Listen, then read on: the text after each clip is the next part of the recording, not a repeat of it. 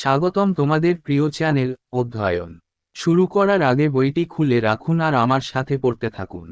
আমাদের এই ছোট্ট চ্যানেলটি সাবস্ক্রাইব করতে ভুলবেন না। চলুন শুরু করি। The Danes from Denmark. The Danes came from Denmark and they were a minor colonial power to set foot in Indian soil. The Danish East India Company was established in 1616 and they set up trading outposts in 1620 at Tranquebar near Tanjore, Tamil Nadu. In 1755, they founded a colony called Fredericknagar near Serampore in Bengal. Occupied twice by the English, the Danish colony failed as a commercial venture. In 1777, the Danish company went bankrupt and Serampore was transferred to the Danish crown. Denmark থেকে এসেছিল এবং তারা ভারতের মাটিতে পা রাখার জন্য একটি ছোট ঔপনিবেশিক শক্তি ছিল। ড্যানিশ ইস্ট ইন্ডিয়া কোম্পানি 1616 সালে প্রতিষ্ঠিত হয়েছিল এবং তারা 1620 সালে তাঞ্জোরের তামিলনাড়ু কাছে ট্রাঙ্কেবারে বাণিজ্য আউটপোস্ট স্থাপন করেছিল। 1755 সালে তারা বাংলায় শ্রীরামপুরের কাছে ফ্রেডেরিকনাগর নামে একটি উপনিবেশ প্রতিষ্ঠা করেন। ইংরেজদের দ্বারা দুবার দখল করা ড্যানিশ উপনিবেশ বাণিজ্যিক উদ্যোগ হিসাবে ব্যর্থ হয়েছিল। 1777 সালে ড্যানিশ কোম্পানি দেউলিয়া হয়ে যায় এবং শ্রীরামপুর ড্যানিশ ক্রাউনে স্থানান্তরিত হয়। However, Serampore became a safe haven for missionaries in India and earned immense fame for the cultural and educational activities of the missionaries. In 1845, Denmark ceded Serampore to Britain, thus ending nearly 150 years of Danish presence in Bengal. যাই হোক, শ্রীরামপুর ভারতে মিশনারিদের নিরাপদ আশ্রয়স্থল হয়ে ওঠে এবং মিশনারিদের সাংস্কৃতিক ও শিক্ষামূলক কর্মকাণ্ডের জন্য প্রচুর খ্যাতি অর্জন করে। 1845 সালে ডেনমার্ক শ্রীরামপুরকে ব্রিটেন হাতে তুলে দেয়। এইভাবে বাংলায় ডেনিশদের প্রায় 150 বছরের উপস্থিতি শেষ হয়। The French were the last of the European colonial powers to set foot in India.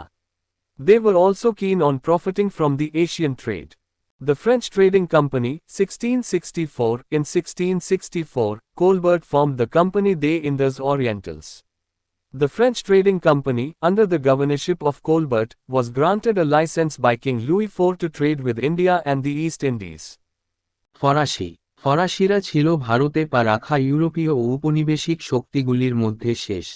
এশীয় বাণিজ্য থেকেও তারা লাভবান হতে আগ্রহী ছিল। ফরাসি ট্রেডিং কোম্পানি 1664 সালে কোলবার্ট কোম্পানি ডেস ইন্ডিস ওরিয়েন্টালস গঠন করেন। ফরাসি ট্রেডিং কোম্পানি কলবার্টের গভর্নরের অধীনে ভারত এবং ইস্ট ইন্ডিজের সাথে বাণিজ্য করার জন্য রাজা লুই IV দ্বারা একটি লাইসেন্স মঞ্জুর করা হয়েছিল। French factories. In 1667, the first French factory was set up at Surat with Francis Caron as its Director General. In 1669, a factory was set up at Masulipatam.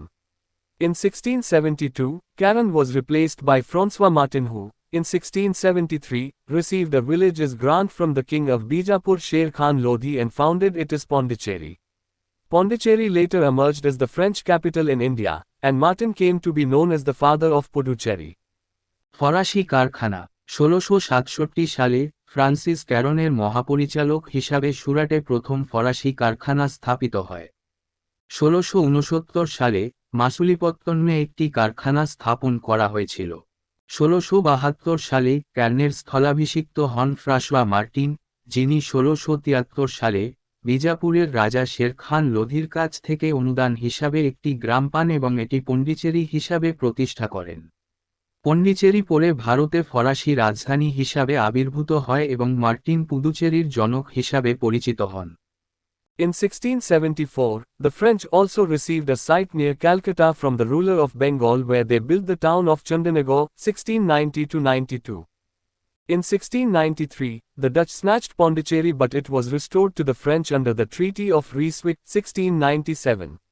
In this way, the French East India Company established its firm base in Chandanagar and Pondicherry. The French also acquired control over islands of Mauritius and Reunion in the Indian Ocean. 1674 সালে ফরাসিরাও বাংলার শাসকের কাছ থেকে কলকাতার কাছে একটি জায়গা পেয়েছিল যেখানে তারা চন্দননগর 1690 থেকে 92 শহরটি তৈরি করেছিল। 1693 সালে ডাচরা পন্ডিচেরি ছিনিয়ে নিয়েছিল, কিন্তু রেশুইক চুক্তি 1697 এর অধীনে এটি ফরাসিদের কাছে পুনরুদ্ধার করা হয়েছিল। এইভাবে ফরাসি ইস্ট ইন্ডিয়া কোম্পানি চন্দননগর এবং পন্ডিচেরিতে তাদের দৃঢ় ভিত্তি স্থাপন করে। ফরাসিরা ভারত মহাসাগরে মরিশাস এবং পুনর্মিলন দ্বীপগুলির উপরও নিয়ন্ত্রণ অর্জন করে। Between 1697 and 1739, the French further consolidated their position by adding several bases including Mahé, Karaikal, Balasore and Kasimbazar. The real trouble started when the French won control of Tanjore, which the British considered vital for their trade security. Read about the Anglo-French rivalry in the upcoming chapter. 1697 থেকে 1739 সালের মধ্যে ফরাসিরা মাহে, করাইকাল, বালাসোর এবং কাসিমবাজার সহ বেশ কয়েকটি ঘাঁটি যুক্ত করে তাদের অবস্থান আরও সুসংহত করে। আসল সমস্যা শুরু হয় যখন ফরাসিরা তাঞ্জোরের নিয়ন্ত্রণ জিতে নেয়, যা ব্রিটিশরা তাদের বাণিজ্য নিরাপত্তার জন্য গুরুত্বপূর্ণ বলে মনে করে। আসন্ন অধ্যায়ে অ্যাংলো-ফরাসি প্রতিদ্বন্দ্বিতা সম্পর্কে পড়ুন। European trade. In the 16th century, when European powers first started trading with India, they had few goods to offer, only wine and oil, in return for Indian commodities. For nearly 3 centuries, they struggled with the problem of financing an adverse balance of trade with Asia. In the beginning, they used gold and silver to pay for their imports from the East. However, the European companies were severely criticized for doing so, as flow of bullion out of the country was considered bad under mercantilist beliefs. It was only in the 18th century that a final solution came when the English began receiving Bengal revenues and revenues from export of opium to China. ইউরোপীয় বাণিজ্য 16 শতকে যখন ইউরোপীয় শক্তিগুলি প্রথম ভারতের সাথে বাণিজ্য শুরু করে, তাদের কাছে ভারতীয় পণ্যের বিনিময়ে শুধু মদ এবং তেল অফার করার জন্য খুব কম পণ্য ছিল। প্রায় 3 শতাব্দী ধরে তারা এশিয়ার সাথে বাণিজ্যের প্রতিকূল ভারসাম্যের অর্থায়নের সমস্যার সাথে লড়াই করেছিল। শুরুতে তারা পূর্ব থেকে আমদানির জন্য স্বর্ণ ও রূপা ব্যবহার করত। যাই হোক, ইউরোপীয় কোম্পানিগুলি এমন করার জন্য কঠোরভাবে সমালোচিত হয়েছিল, কারণ দেশের বাইরে বুলিয়ন প্রবাহকে বাণিজ্যবাদী বিশ্বাসের অধীনে খারাপ হিসাবে বিবেচনা করা হয়েছিল। এটি শুধুমাত্র 18 শতকে একটি চূড়ান্ত সমাধান এসেছিল যখন ইংরেজরা চীনে আফিম রপ্তানি থেকে বাংলার রাজস্ব এবং রাজস্ব পেতে শুরু করে। As far as items of trade were concerned, Indian spices were the most sought after commodity in Europe, especially pepper. Towards the end of the 17th century, cotton textiles, silk, indigo and saltpeter gradually rose in importance in place of spices. The increase of imports of Indian textiles alarmed indigenous Englishmen, who began pressurizing the government to prohibit such imports. This led to the passing of protectionist regulations in England from 1700 onwards. Note: saltpeter, KNO3 or shora, was an important ingredient in the manufacture of gunpowder. Being a heavy material, it was also used to stabilize the ships. Patna emerged as a major center of saltpeter. যতদূর বাণিজ্যের item উদ্বিগ্ন ছিল, ভারতীয় মশলা ইউরোপে সবচেয়ে বেশি চাহিদা ছিল, বিশেষ করে মরিচ। 17 শতকের শেষের দিকে মশলার পরিবর্তে সুতির বস্ত্র, সিল্ক, নীল এবং সোলটপিটার ধীরে ধীরে গুরুত্ব পায়।